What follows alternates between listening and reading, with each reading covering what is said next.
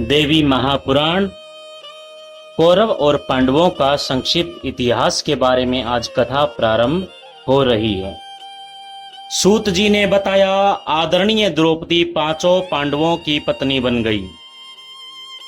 उन पांचों पांडवों से द्रौपदी के 5 पुत्र हुए।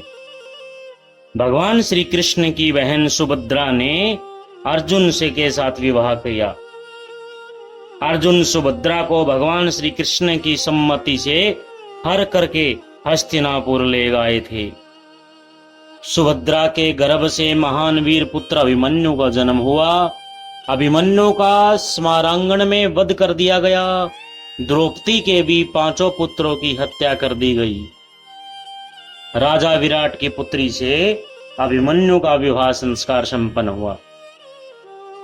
पांडवों का वंश लगभग समाप्त ही था। उस समय अभिमन्यु की पत्नी ने एक पुत्र को जन्म दिया, जिसके प्राण अग्नि बाण द्वारा निकल चुके थे। स्वयं भगवान श्री कृष्ण ने अभिमन्यु की पत्नी उत्तरा के इस बालक की रक्षा की थी, क्योंकि उस समय पांडवों का वंश समाप्त हो चुका था और अभिमन्यु का यह श्रेष्ठ बालक इस पृथ्वी पर महाराजा परीक्षित के नाम से प्रसिद्ध हुआ। धृतराष्ट्र के भी 100 पुत्र थे, जो युद्ध में काम आ गए। धृतराष्ट्र के दुख की कोई सीमा न रही। धृतराष्ट्र ने पुत्रों के श्राद्ध आदि कर्म सविधि संपन्न कराए। ब्राह्मणों को बहुत सा धन भी दिया और दैहिक क्रिया करने के पश्चात उसी क्षण वे गांधारी के साथ वन में चले गए।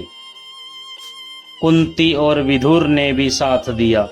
अचानक एक दिन वन में आग लग गई, जिसके कारण गांधारी और कुंती सभी जल करके भस्म हो गई। उस समय संजय धृतराष्ट्र को छोड़कर तीर्थ यात्रा पर गए हुए थे। नारद जी के द्वारा युधिष्ठिर को धृतराष्ट्र, गांधारी और कुंती के मारे जाने का समाचार प्राप्त हुआ। कौरवों का संहार हो जाने के 36 वर्ष बाद यादवों का भी संहार हो गया।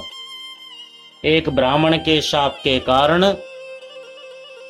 यादव प्रभास क्षेत्र में जाकर के मृत्यु को प्राप्त हो गए।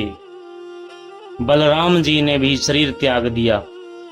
भगवान श्री कृष्ण भी बहेलिये के बाण से अंतर्ध्यान हो गए और भगवान श्री कृष्ण के अंतर्ध्यान होने का समाचार पाकर उनके पिता श्री वासुदेव जी ने भगवती भुवनेश्वरी का स्मरण किया और प्राण इंद्रियों को पवित्र करके हमेशा के लिए वे भी शांत हो गए।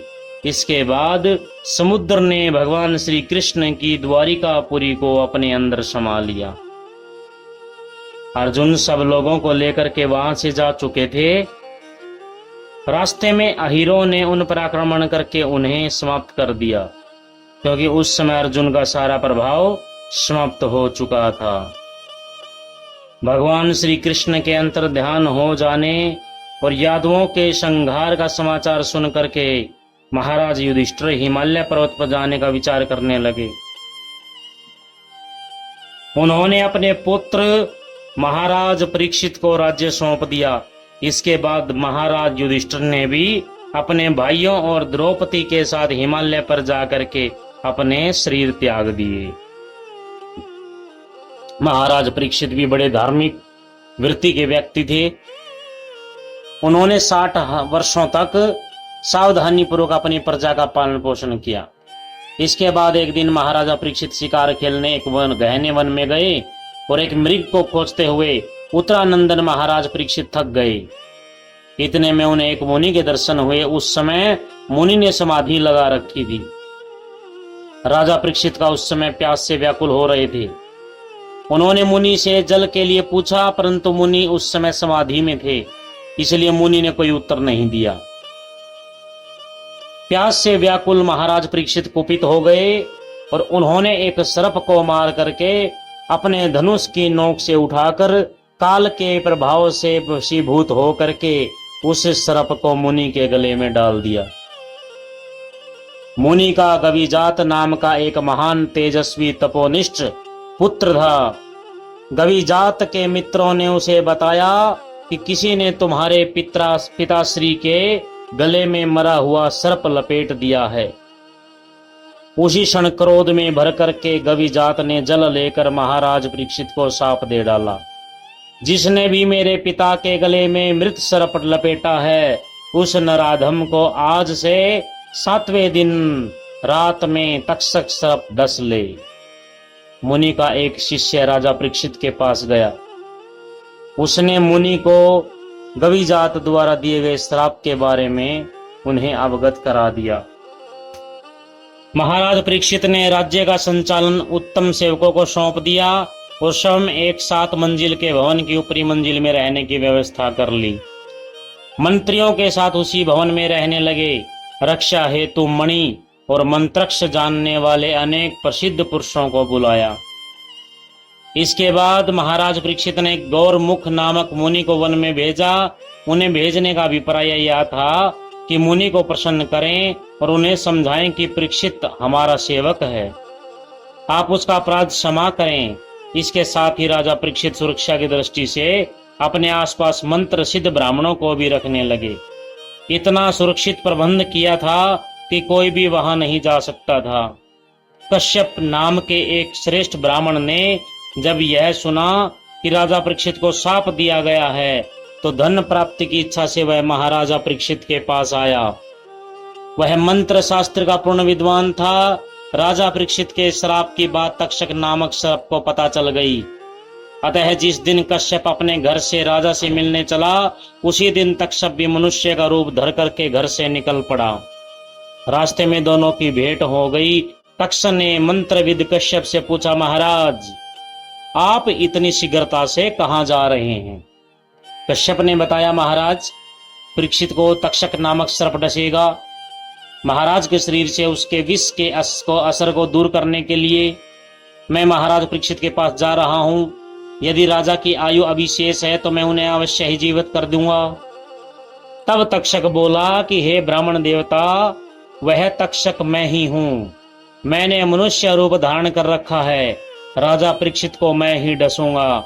तुम लौट जाओ, क्योंकि मेरे डसे हुए व्यक्ति की चिकित्सा करने में कोई भी व्यक्ति सफल नहीं हो सकता। मैं अभी इसी वट वृक्ष को अपने विषैले दांतों से काटकर भस्म कर देता हूं। तुम अपने मंत्र बल से इसे ठीक करके दिखाओ।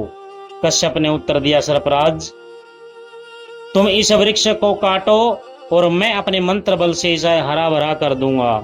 इस पर तक्षक ने उस वृक्ष को काट लिया। विष की अग्नि से उसे राख कर दिया। सर्प के विष से भस्मीभूत वृक्ष को देख करके कश्यप ने वृक्ष की समस्त राख एकत्रित कर ली और हाथ में जल लेकर के उस मंत्र से अभिमंत्रित करके जल को राख पर छिड़क दिया। जल के छींटे पड़ते ही वह वट वृक्ष पुनः हरा भरा हो गया।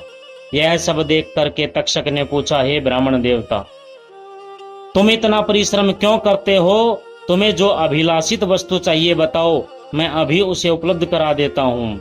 कश्यप बोला, सरपराज मुझे धन की आवश्यकता है, क्या तुम मेरी इच्छा पूरी कर सकते हो? तक्षक ने उत्तर दिया, हे ब्राह्मण देवता, तुमने राजा परीक्षित से जितना धन पाने की लालसा रखी है वह मुझसे ले सकते हो। उसे लेकर तुम घर चले जाओ। इससे मुझे मेरे काम में सफलता मिल जाएगी। परमार्थ के महत्व को जानने वाले कश्यप ने तक्षक की बात सुन करके कर्तव्य के विषय में बार बार विचार किया। कश्यप ध्यान लगा करके देखा तो उसे ज्ञात हुआ कि राजा की तो आयु पूरी हो चुकी है। यह हिसाब लगा करके धर्मात्मा कश्यप तक्षक से धन लेकर के लौट गया। कश्यप को घर वापिस भेजकर राजा परीक्षित के प्राण हरने हेतु बड़ी तेजी से हस्तिनापुर को चला। तक्षक ने अपने साथ रहने वाले बहुत से नागों को तपस्वी के रूप में राजा के पास भेजा। वे फल फूल लेकर राजभवन की ओर चले। स्वयं तक्षक एक छोटे से कीड़े का रूप धारण करके फल में बैठ गया। पहरेदारों ने ब्राह्मण को देख करके उनके आने का कारण पूछा। तपस्वी वेशधारी नागों ने कहा कि हम महाराज का दर्शन करने के लिए तपोवन से आए हैं। द्वारपालों ने राजा का आदेश था कि उन्हें बता दिया और कहा कि हमारी समझ में तो आज आपकी भेंट महाराज से नहीं हो सकती, इसलिए आप लोग कल इस समय पधारने की कृपा करें।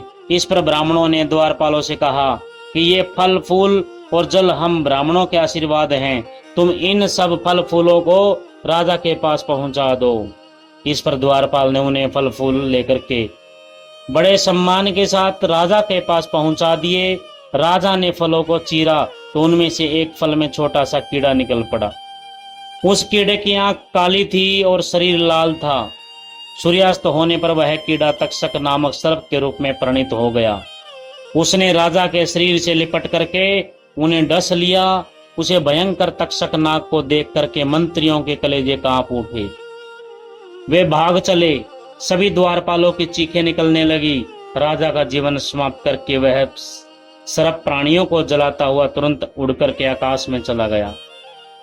राजा परीक्षित के प्राण निकल जाने पर वह जले हुए वृक्ष की भांति पृथ्वी पर धड़ाम से गिर पड़ा। उनकी मृत्यु देख करके सब लोगों ने करुण विलाप करना प्रारंभ कर दिया।